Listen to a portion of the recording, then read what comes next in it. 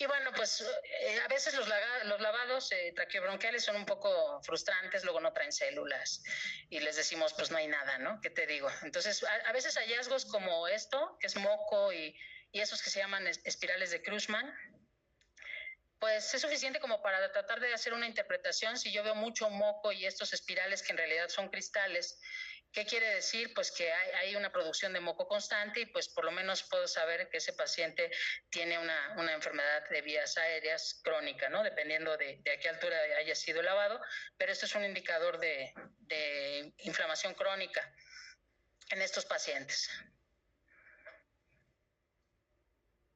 Y bueno, pues ya para concluir, traté así de un panorama entre hematología, bioquímica, gases, etcétera, para una hora, pero pues saben que nos tienen ahí, ¿no? Entonces, cuando quieran y necesiten, pues ahí estamos. Sabemos que la patología clínica pues se lleva muy bien con ustedes, siempre complementando con las pruebas y los exámenes que hacen ustedes, y pues que desde luego estamos en pañales en muchas cosas, pero hay que contribuir para seguir en la investigación. Hay mucha oportunidad aquí de hacer investigación para que las pruebas de laboratorio podamos sacarles mucho mayor utilidad. Muchas gracias.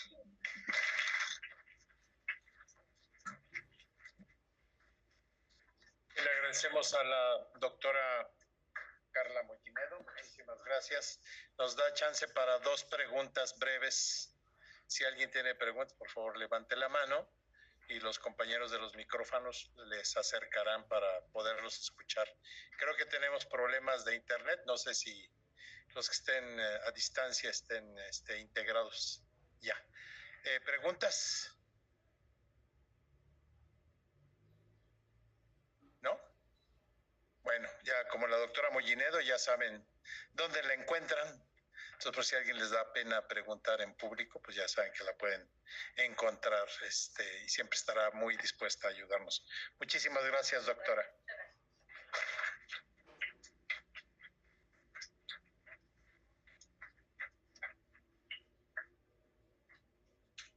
Bien, a continuación tenemos a la doctora Estefanía Romo.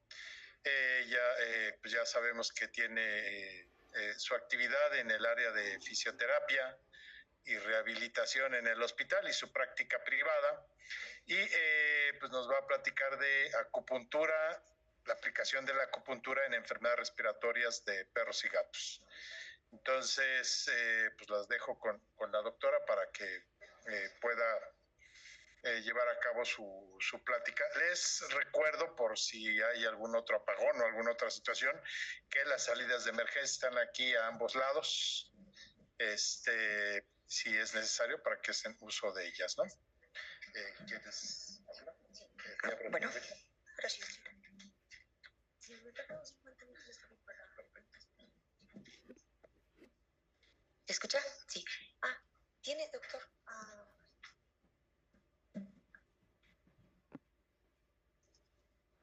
¿Qué tal? Buenos días. Pues yo les voy a platicar un poco de la acupuntura en pacientes con problemas cardiorrespiratorios.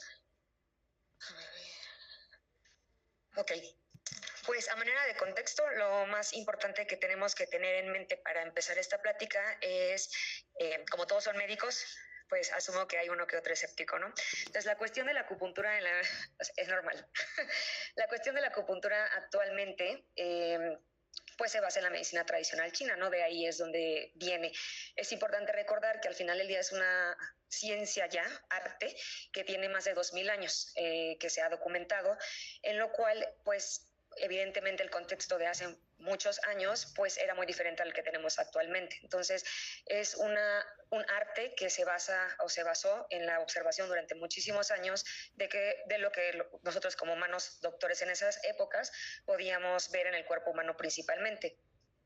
Y estas observaciones posteriormente pues fueron trasladadas a los animales y actualmente pues ya lo que buscamos es que estas sean pues medicina basada en evidencia. A manera de contexto histórico, la medicina tradicional china define la salud como este bienestar que existe cuando hay equilibrio. Es decir, que si este equilibrio se pierde, entonces es el causante de enfermedades, ¿no? De manera normal siempre se busca o se piensa que tiene que haber una homeostasia en el cuerpo, entonces justamente cuando ésta se está perdiendo o en desequilibrio es lo que nos va a causar las diferentes manifestaciones de las enfermedades. Hay 3 figuras importantes en la medicina tradicional china que nos llevaron a lo que es la acupuntura y a la acupuntura veterinaria.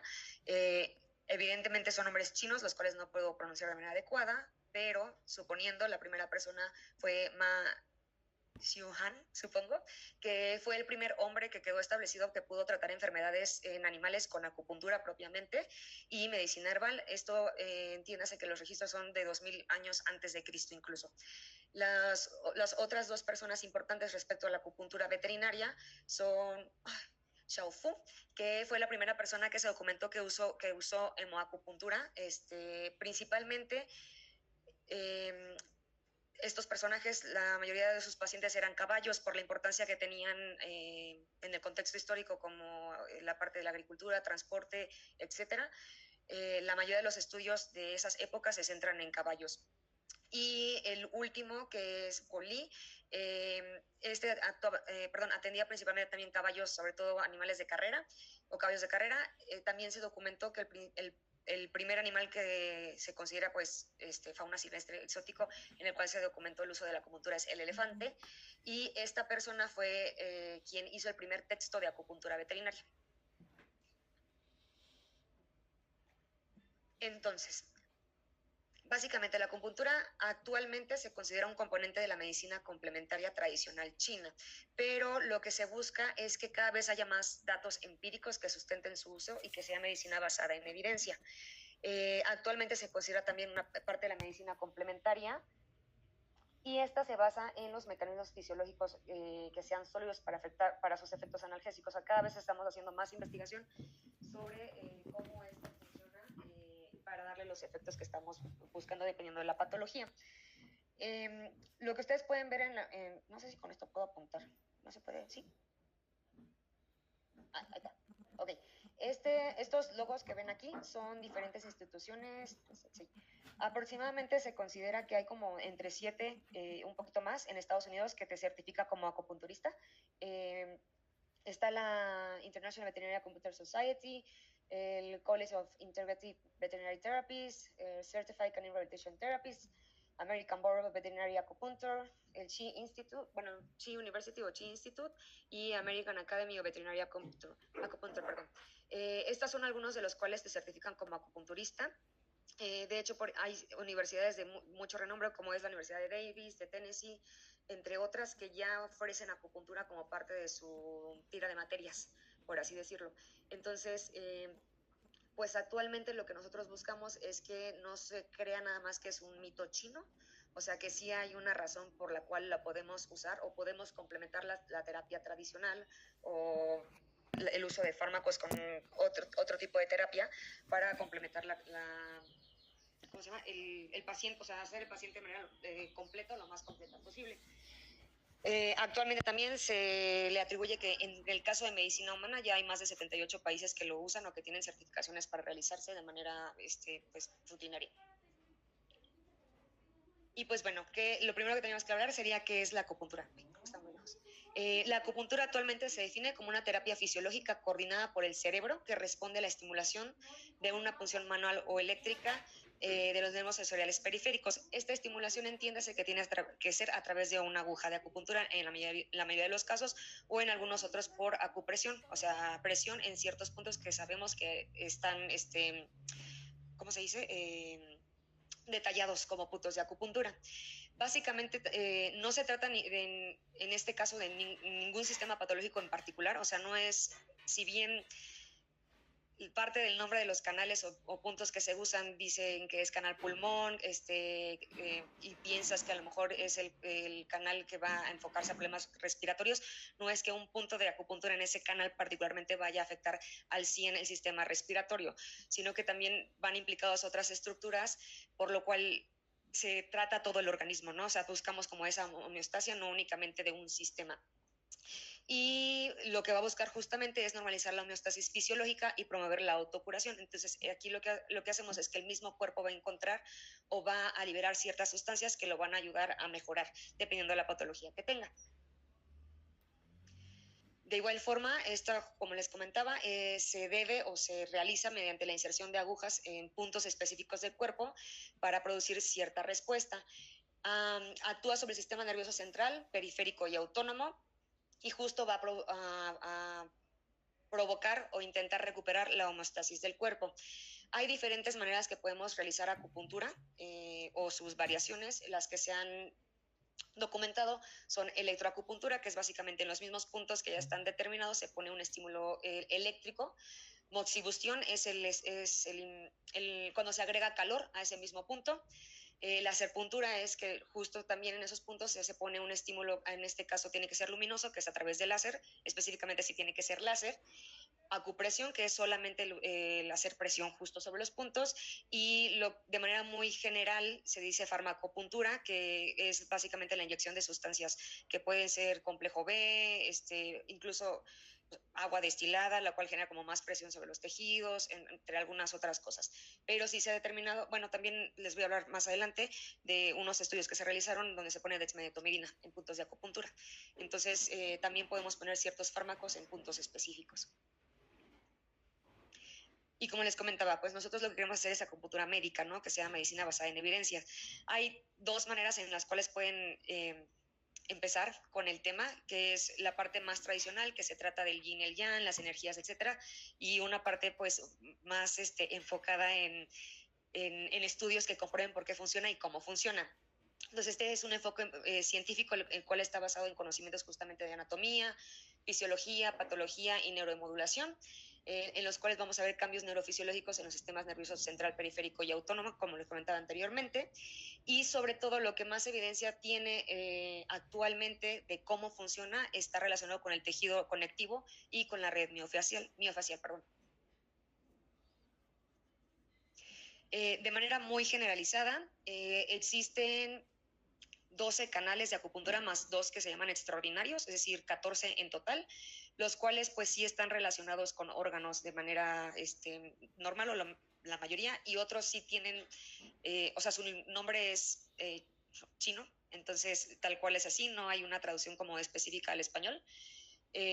Pero de manera general son estos. Si se compara esta imagen con una de la red miofacial que está en el cuerpo, son muy parecidas, sobre todo en los humanos. Entonces, esta es una de las razones por las cuales se cree que se ha demostrado que la fascia muscular está altamente involucrada con la activación de estos puntos. Entonces, lo primero es que es un punto de acupuntura. Entonces, un punto de acupuntura propiamente se puede definir como una unidad anatómica que comprende terminaciones nerviosas libres, arteriolas, vénulas, vasos linfáticos y mastocitos. Sin embargo, también podemos definirlo como esa región o campo receptivo que está próxima al punto. Esto es muy importante porque, al menos en la práctica diaria, y cuando estás empezando esto, uno de mis principales miedos era, o sea, cómo saber que sí estoy estimulando el punto que quiero y no me estoy yendo a un lado. Entonces, esta es la razón. Si bien el punto, incluso histológicamente hablando, tiene ciertas particularidades que no tienen otras partes del cuerpo, si nosotros estimulamos las zonas que están cercanas, aún así estamos causando el efecto. No evidentemente, lo ideal sería que sea lo más preciso posible, pero si no fuera así, aún así estás haciendo algo. Los puntos propiamente son áreas de depresiones superficiales, o sea, anatómicamente están bien localizados y están caracterizados por una alta conductividad eléctrica, que es una de las razones por las cuales funcionan. Particularmente hablando, en los puntos de acupuntura tienen una cantidad diferente al resto del cuerpo de óxido nítrico, el cual es un vasodilatador por excelencia, y de mastocitos y ATP. Bueno, mastocitos que van a liberar ATP después. Entonces, sí ¿cómo se dice? O sea, esta formación de células que están en los puntos es un poco diferente a lo que es el resto del cuerpo. Este es un estudio que se realizó para evaluar como base científica, o sea, cómo funciona. Y básicamente lo que me gusta de esta imagen es que explica ¿cómo hacía esto aquí? Ahí está. de manera muy generalizada qué es lo que pasa en el cuerpo cuando entra la aguja. Entonces, pues entiéndase que esto es la piel, entra la aguja, la cual genera un microtraumatismo y este va a estimular el sistema nervioso central periférico autónomo, también dependiendo de qué queremos hacer, pero vamos a provocar la degranulación de mastocitos. Esa es una de las razones de cómo funciona, además de liberación, bueno, los mastocitos van a tener liberación de ciertos mediadores, de sustancia P, y esto a la vez va a modificar el tejido conectivo. Déjenme, me adelanto. Eso les voy a comentar. Pero básicamente, ¿cómo funciona la acupuntura? Cuando nosotros metemos una aguja en el cuerpo, lo que va a hacer es que va a inhibir o disminuir la transmisión del estímulo nervioso. Sobre todo en esta parte se ha demostrado que puede inhibir las vías del dolor. Puede bloquear las sensaciones justo antes de que lleguen al sistema nervioso central y va a provocar dos cosas muy importantes, que es una respuesta neuroendocrina, que ahorita les voy a platicar, y un fenómeno que se llama mecanotransducción. Quedó muy chiquito, pero respecto a lo que es la mecanotransducción, que es como de lo más importante, la aguja, como les comentaba, genera un microtraumatismo, el cual va a provocar diferentes o diversas reacciones vasculares. Este estímulo va a hacer que el tejido subcutáneo se empiece a remodelar, particularmente hablando de los fibroblastos. Estos son los que van a tener una mayor alteración. El cambio en los fibroblastos lo que va a provocar, por ende, es que también cambie su composición, particularmente la matriz extracelular. Esta modificación a lo largo de los diferentes puntos y también ya sea de los días a las semanas después del tratamiento va a provocar también que haya un cambio en la neuromodulación. Va a haber una justa modulación en la entrada sensorial de las neuronas y sobre todo la parte nociceptiva. Y las fibras de colágeno van a comenzar a agarrarse alrededor de la aguja.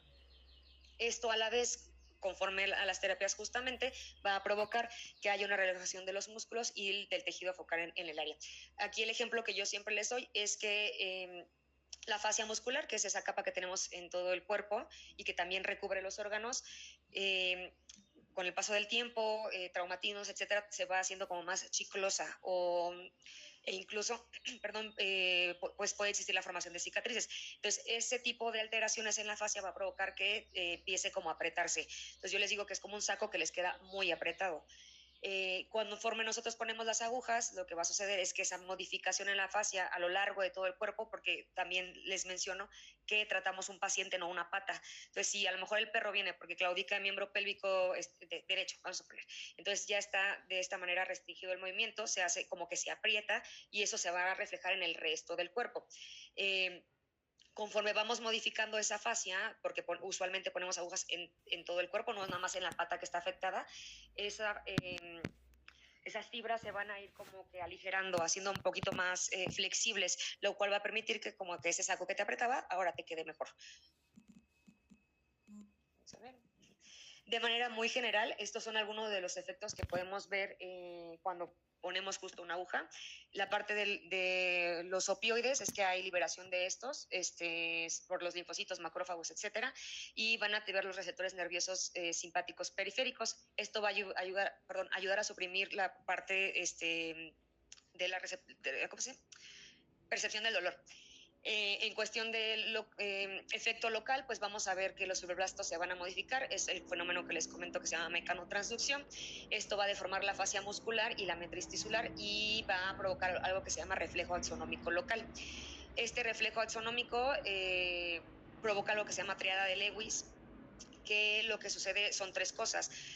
Al haber vasodilatación, va a haber también un enrojecimiento de la zona, un halo después, que es el segundo, alrededor, o sea, la parte de si no es solamente el punto que toqué, sino el tejido que está cercano y un incremento de la temperatura y del riego sanguíneo en la zona.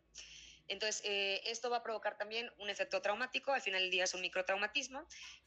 Aquí se activa el factor tisular de Hagenman y hay una activación de la cascada de coagulación y la cascada del complemento. Esto va a hacer va a provocar una liberación de plasminógenos, proteínas, prostaglandinas. Al final ya todos estos son moduladores de la inflamación, y va a haber una degradación de los mastocitos. Estos mastocitos van a liberar histamina, heparina, proteasas, varicina, etcétera, lo cual también va a ayudar al proceso inflamatorio.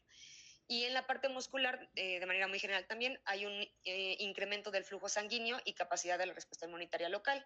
Esto nos va a ayudar al manejo del dolor, reducir la inflamación y el edema. Y los tejidos conectivos se van a estirar, lo que a su vez va a relajar los músculos y los tejidos del área local. Es lo que les comento, es un saco que te quedaba súper apretado y con estos estímulos se va a ir haciendo más flojo. Esta imagen me gusta mucho justo, es una representación de lo que se vio en un microscopio electrónico, sí, de qué es lo que sucede cuando se mete la aguja en el cuerpo. Básicamente, como pueden ver, estos son fibroblastos, que son todos estos, que se ven aquí, y esta es la aguja. Entonces, de manera normal siempre se inserta la aguja y después se le da un ligero giro. Entonces, ese giro va a agarrar justo todo el tejido conectivo y en este caso los fibroblastos y va a modificar la fascia. Entonces, reitero la parte de un saco que te queda apretado. Entonces, tú haces esto, o sea, este giro que va a ser como sobre mi ropa en este momento, eso haría en la fascia y se va a ir modificando a lo largo del cuerpo. Y conforme existe esa modificación, se va a ir soltando hasta que ya quede más ajustado o adecuado al paciente. Este es otro estudio que se realizó también, y aquí lo que se vio es también en un microscopio electrónico, las revoluciones que se le dieron a la aguja de 0 a 7. Y o sea, ¿cómo se llama? Se colocó un tapón fisiológico en el microscopio y el tejido ya estaba como cortado. Entonces pudieron ver cómo hacía la aguja esta tensión sobre el tejido desde una revolución hasta 7. Y lo que les llama la atención es que desde que hay una revolución, es decir, una vuelta, ya podemos ver cómo se va agarrando la fascia a la aguja hasta esta, ¿no? Ahora, muy importante también mencionar que un exceso de manipulación puede ser contraproducente. Entonces, sí podemos... el efecto que vemos muchas veces en estos pacientes después de la terapia es que tengan mucho sueño y a veces terminan como adoloridos, o sea, sí es como si hubieran hecho ejercicio. Si alguno de ustedes le han aplicado acupuntura, o sea, sí te dejan en la lona, al menos después de la primera terapia. Entonces, si manipula además, puede ser doloroso los primeros días, lo cual no es lo ideal.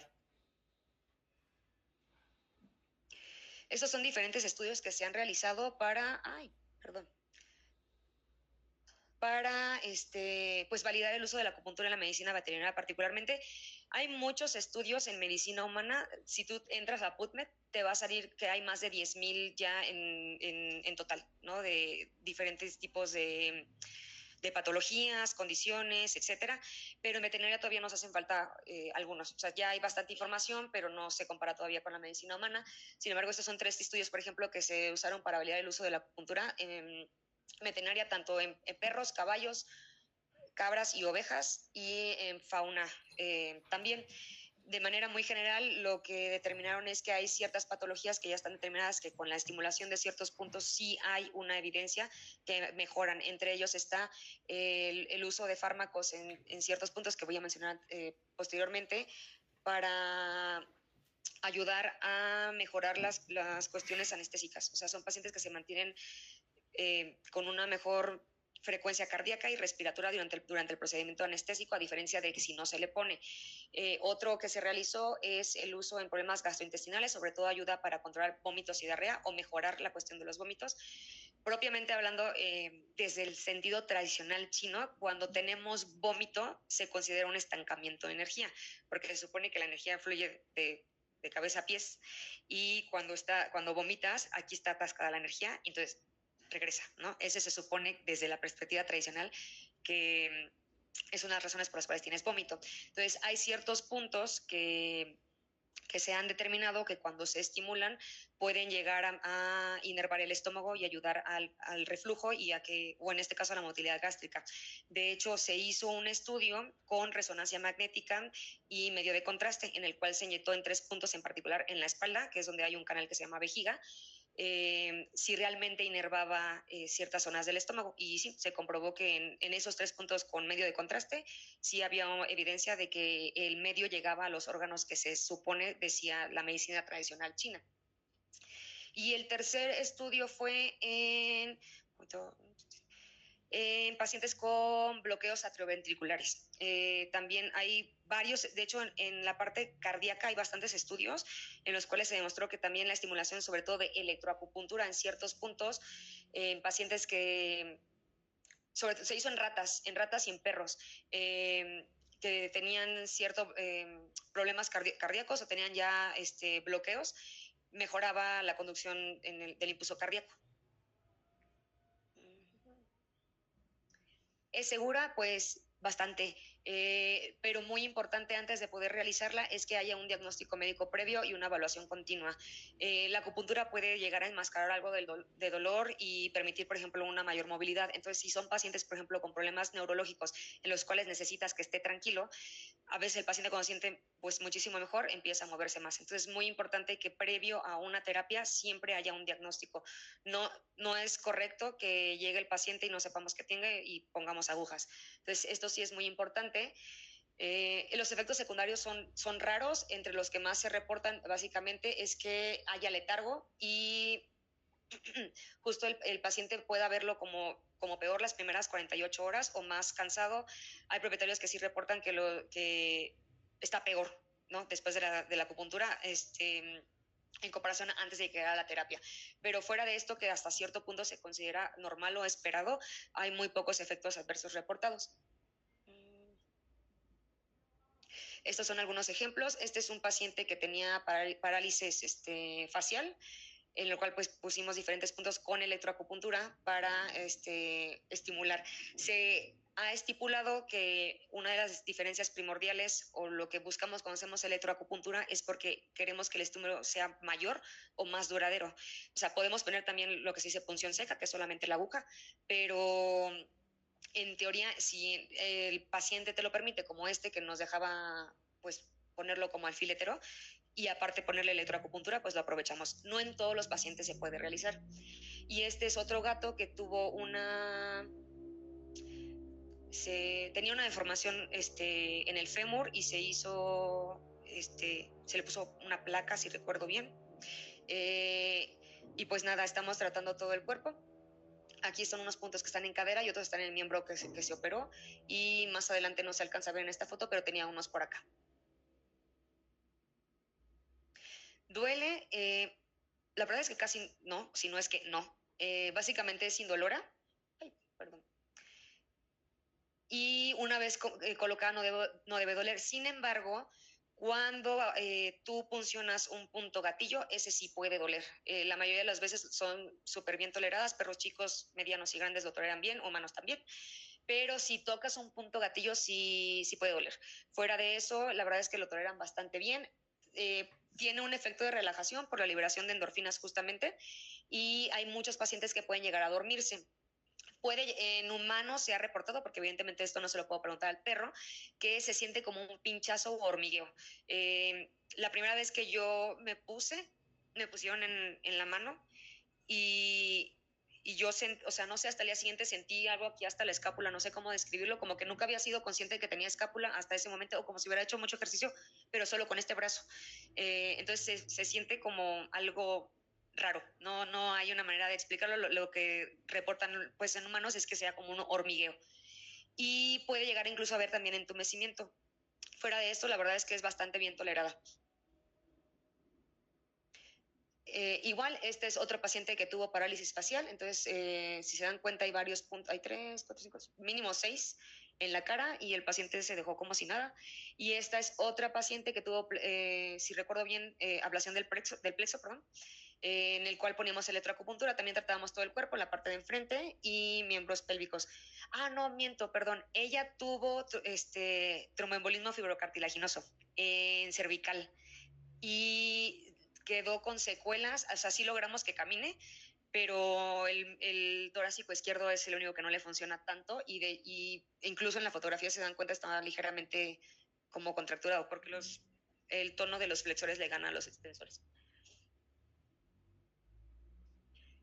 y en qué condiciones podemos tratar y no tratar. Entonces, hay varios estudios también, como los que mencioné anteriormente, pero se ha estipulado sobre todo, o tiene muchas evidencias en el manejo del dolor. Entonces, puede ser complementaria a todo el manejo que ya hacemos. Y en pacientes geriátricos, sobre todo considerando que ya tienen N cantidad de enfermedades, la mayoría son candidatos para este tipo de terapia. En pacientes con problemas musculoesqueléticos también se ha reportado problemas de hernia discal, sobre todo, ruptura de ligamento, problemas, síndrome de Wobler, perdón, entre otros. Pacientes neurológicos justamente, respiratorios, como colapso traqueal, rinitis, gastrointestinales, vómitos y diarrea, dermatológicos también, y pacientes con problemas reproductivos, estros tardíos, que no entran en celo, para ayudar al proceso del parto, etcétera. ¿Y en qué cosas no la podemos usar? Se ha estipulado que en el embarazo, o sea, a reserva de que quieras que empiece a parir. Pero si no quisieras que eso suceda, entonces de preferencia no la usamos, sobre todo en ciertas zonas. Puedes usarla en otras partes del cuerpo, pero hay puntos muy específicos cercanos a la pelvis que si la estimulas pueden ayudar a que empiece el trabajo de parto. Entonces, a reserva de que si quieras que el paciente empiece a parir, no lo usamos o lo usamos con cuidado.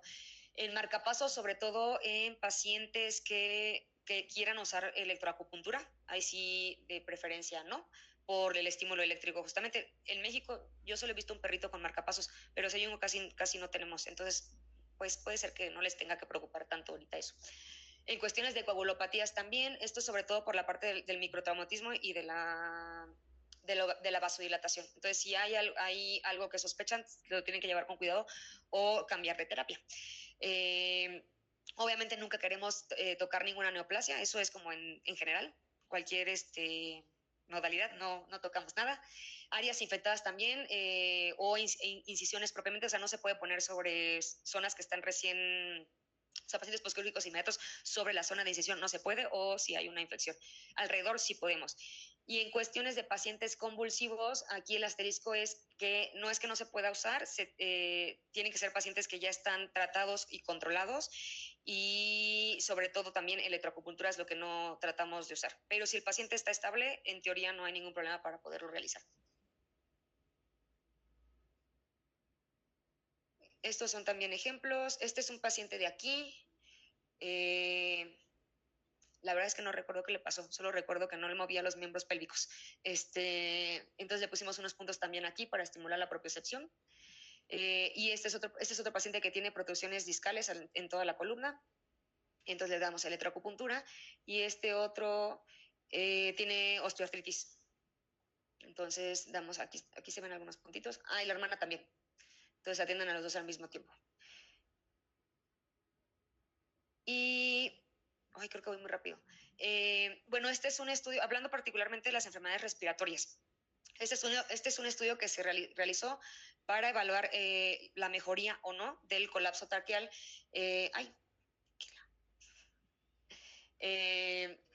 Bueno, en pacientes de talla pequeña, eran 20 perros de raza pequeña, entre ellos Pomerania, Yorkie, chihuahueños, etcétera.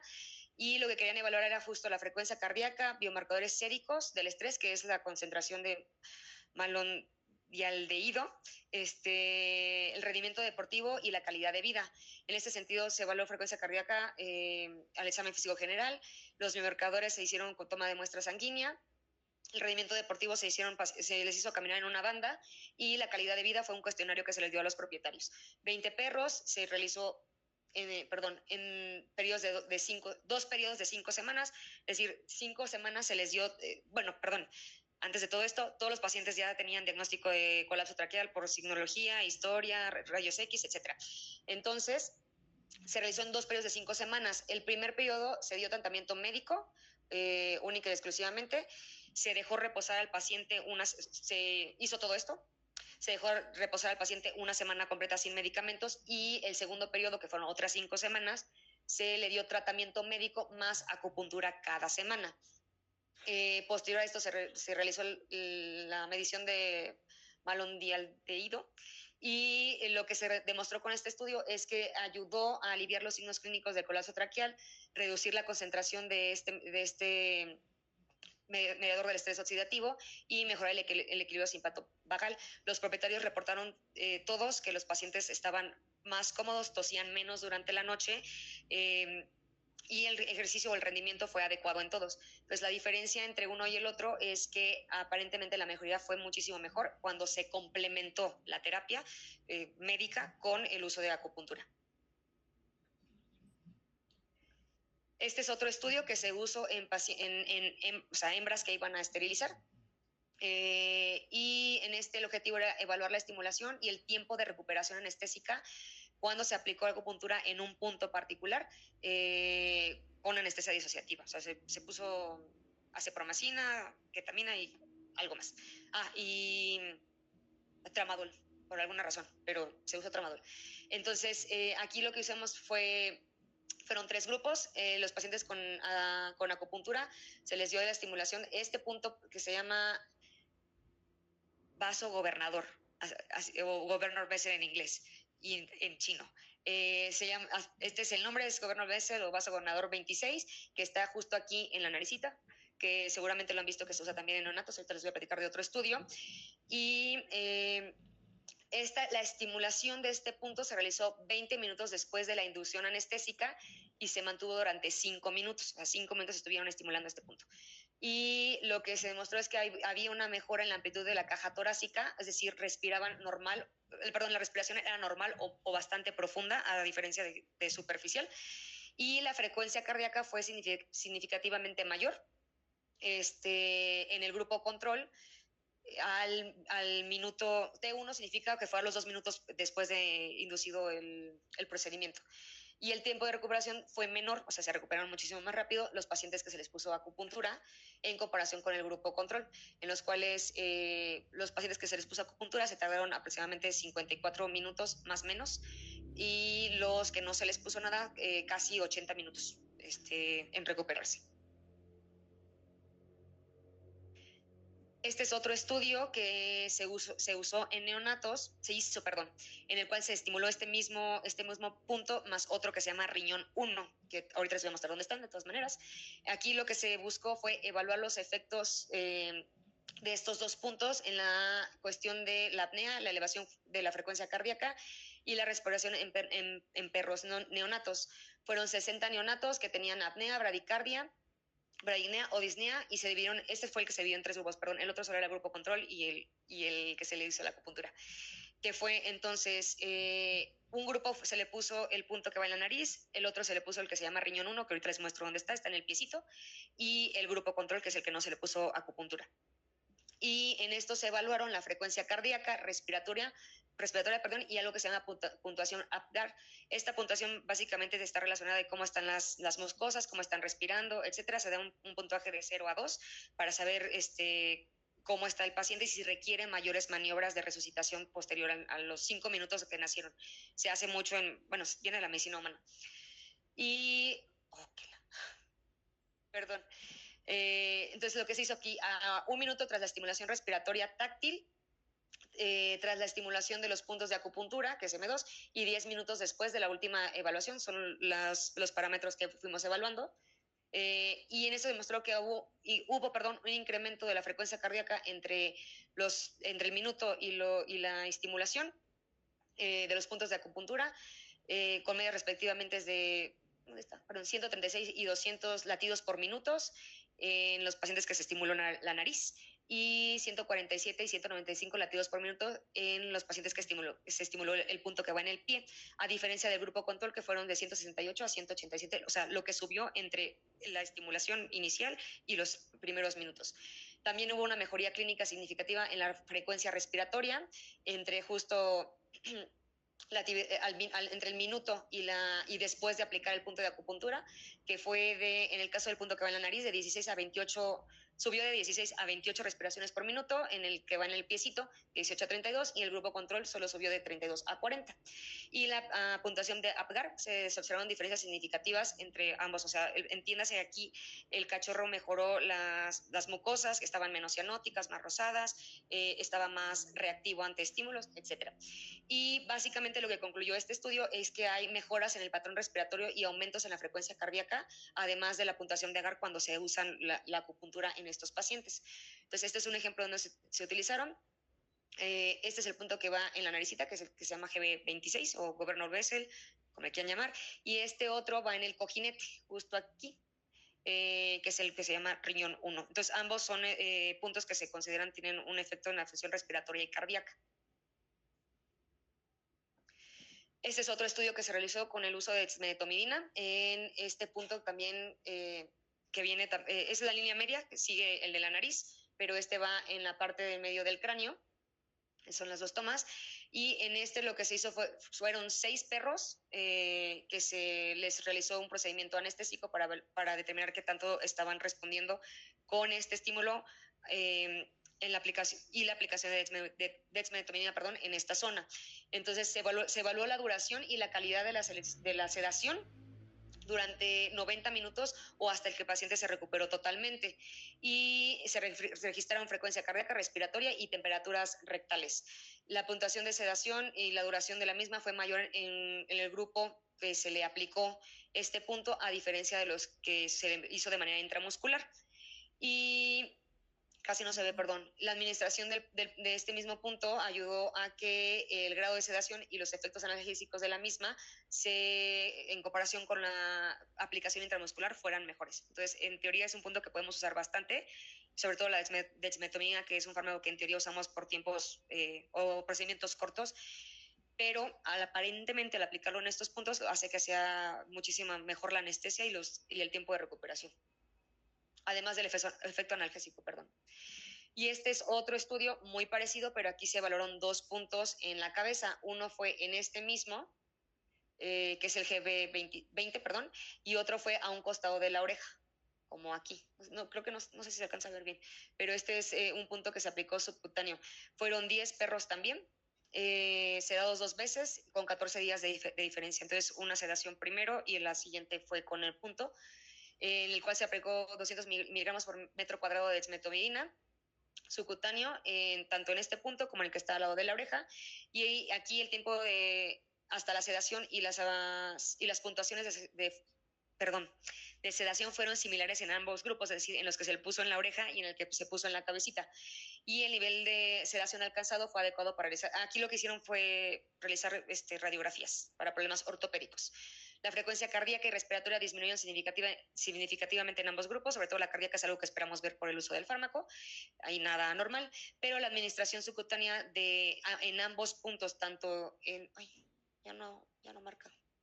Bueno, tanto en el que va en la frente como el que va en el costado de la oreja, fue bastante fácil y proporcionó un nivel adecuado de sedación para la realización de estudios durante mínimo 90 minutos. Y este último estudio, por ejemplo, fue un paciente con neumonía por aspiración y también tenía atrofia de los músculos temporales. Era un pastor belga malinois, hembra de 5 años, que tenía atrofia muscular severa en la región temporal y neumonía por ingestión. Se le hizo biopsia, etcétera, se descartó que no fuera una miositis, pero este paciente pues estuvo 2 meses con tratamiento de terapia sintomática, la cual tenía una mejoría parcial de la neumonía. Obviamente no mejoraba al 100 porque ese perro seguía comiendo y seguía seguramente metiéndose cosas en los pulmones que no deberían de ir. Y aquí a este paciente lo que se hizo fue complementar su terapia con acupuntura, electroacupuntura, algo que se llama neumoacupuntura, que es básicamente poner aire, y terapia con hierbas. Y en este paciente lo que se demostró es que los episodios de tos se redujeron, y la respiración se normalizó. Los propietarios reportaron que el paciente dejó de toser por las noches, que era cuando más se exacerbaba todo, y anímicamente estaba muchísimo mejor, o sea, retomó su actividad normal. Lo único que sí no mejoró en absoluto fue la atrofia de los temporales. Eso sí es un poquito difícil de recuperar. Y este es el último ya, perdón. Me gusta mucho porque es la parte del acompañamiento con tus pacientes. Fue un paciente, un braco de pelo corto de 10 años, en el cual llegó con historia de 4 meses de anorexia, debilidad en extremidades y tos ocasional. La tos respondía mínimamente al uso de antibióticos y esteroides. Posterior a esto se le hicieron radiografías y se descubrieron que había 2 masas pulmonares con estas medidas. en los lóbulos pulmonares izquierdo y derecho respectivamente. Se le hizo ya más estudios para determinar el origen, o sea, perdón, qué era la masa, y fue un diagnóstico por aspiración de aguja fina que determinó que era carcinoma broncoalveolar mucinoso, perdón, primario. Necesito lentes. En este paciente, por las características del tumor, dónde estaba, edad, etcétera, se decidió únicamente realizar quimioterapia y medicina complementaria. No fue candidato a cirugía. Entonces, inicialmente el tratamiento fue la quimioterapia y esta iba de la mano con la medicina tradicional, que es la acupuntura. Además de, creo que también usaron fitoterapia, ¿no? Que es el uso de hierbas medicinales. Pero al poco tiempo, la acupuntura, esto que dice aquí, ay Dios, no veo, es un tipo de masaje, básicamente son masajes, lo que se le hizo al perro, y medicinas. Pasó a ser el tratamiento principal porque el paciente, bueno, el objetivo de darle acupuntura era manejar todos los efectos adversos de la quimioterapia, como los vómitos, depresión, anorexia, etcétera. Pero llegó un punto que el paciente ya no toleró la quimioterapia y se quedó únicamente con la parte del manejo complementario, que era la acupuntura. Se esperaba en este paciente una sobrevida de 6 a 9 meses con quimioterapia y de 2 a 5 meses si no se realizaba nada. Y este paciente particularmente, no veo nada, perdón, no sé cuánto vivió, no alcanzó a ver. 19 meses, perfecto. Entonces, el objetivo es que este perro llegó a vivir más con la quimioterapia. Entonces, lo que me gustó de este estudio es la parte del acompañamiento del paciente. Los que les gusta la oncología sabrán que evidentemente si yo les digo vamos a darle quimioterapia al perro, van a decir que estoy loca, ¿no? O sea, que primero es la quimio, que primero es a lo mejor la cirugía, etcétera. Pero la parte de acompañar al paciente con esto y cuando ya no hay nada más que hacer, mejora la calidad de vida, que creo que es lo más importante, ¿no? O sea, no es ya cuánto tiempo va a estar, pero sino que el tiempo que esté bien. Entonces, este estudio me gustó mucho por la parte de que, si bien no es lo ideal, o sea, al final solamente tenía acupuntura, y yo creo que cualquiera que le digan esto va a ser como, no por, pues el paciente ya no toleraba las quimioterapias, pero sin embargo logró tener una expectativa de vida bastante larga a comparación a que solo hubiera estado con quimios y, bueno, no hubiera tenido nada. Y pues a manera de conclusión, pues la acupuntura propiamente, básicamente se ha considerado como una herramienta complementaria y está dentro del manejo integral de los trastornos cardiorrespiratorios en pequeños animales. Trastornos como degenerativa, valvular degenerativa, colapso, insuficiencia cardíaca congestiva, procesos respiratorios crónicos, etcétera. La estimulación de ciertos puntos va a permitir una mejora de la oxigenación, modular la frecuencia cardíaca para favorecer la relajación muscular y disminuir el estrés, contribuyendo así a mejorar la calidad de vida. O sea, al final del día lo que más nos importa es que el paciente esté bien. Muy importante es que se requiere la validación de estudios científicos, ¿no? Para determinar los efectos y beneficios y para que también haya mayor aceptación de nosotros, propietarios, etcétera, ¿no? Yo cuando empecé esto sí era súper escéptica, o sea, llegué muy así de, bueno, a ver qué me van a decir. Pero ya viendo que sí hay mucha investigación al respecto, creo que es la parte de decir, bueno, hay algo más y no es solamente esta cuestión pues mística de las energías. Hay quienes sí les gusta esto y si les gusta es totalmente respetable y tiene un enfoque también científico. Entonces, creo que las dos cosas se pueden llevar bastante bien, pero sí es muy importante que todos nos eduquemos a que hay más cosas y no necesariamente tiene que ser algo malo. Y pues muy importante también es que la selección de los pacientes que pueden hacer acupuntura tiene que estar determinada por una evaluación clínica completa, seleccionar los puntos que queremos aplicar, tiene que ser un plan individualizado y siempre en conjunto con la medicina convencional. O sea, no se vale de nada más le voy a poner, o sea, yo no tengo ni un solo paciente que ha llegado que tenga cistitis y le digo, le voy a poner agujas, ¿no? O sea, no, tiene que ser siempre en complemento con todo lo demás. Y básicamente lo que nos gusta de esta terapia es que nos puede ayudar a tener un enfoque más integral, fisiológico y empático hacia nuestros pacientes. Y ya, sería todo. No sé si tengan dudas.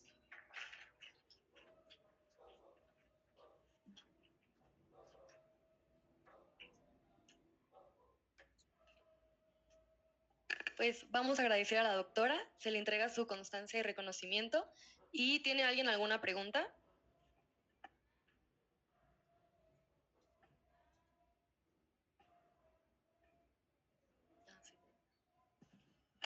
Hola, yo tengo una pregunta respecto a la Dexme en el punto GB20. básicamente, si tú tendrás alguna experiencia personal con el uso del medicamento que nos puedas contar o alguna indicación para implementarlo.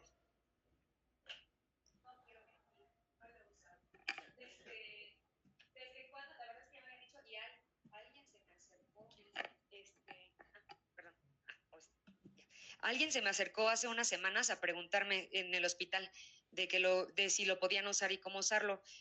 Y alguien estaba aquí, la vi.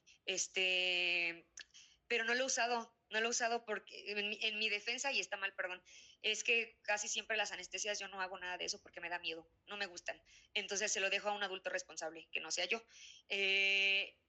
Pero o sea, hay más de un artículo que justo menciona de su uso. Ya hemos platicado justo, por ejemplo, pues en mi hospital, en que lo hagamos, pero siempre se nos olvida. No voy a mentir. Sí, pero la literatura dice que sí se puede usar y que es muy bueno, entonces háganlo. Y ya me dicen cómo les va. ¿Alguien más?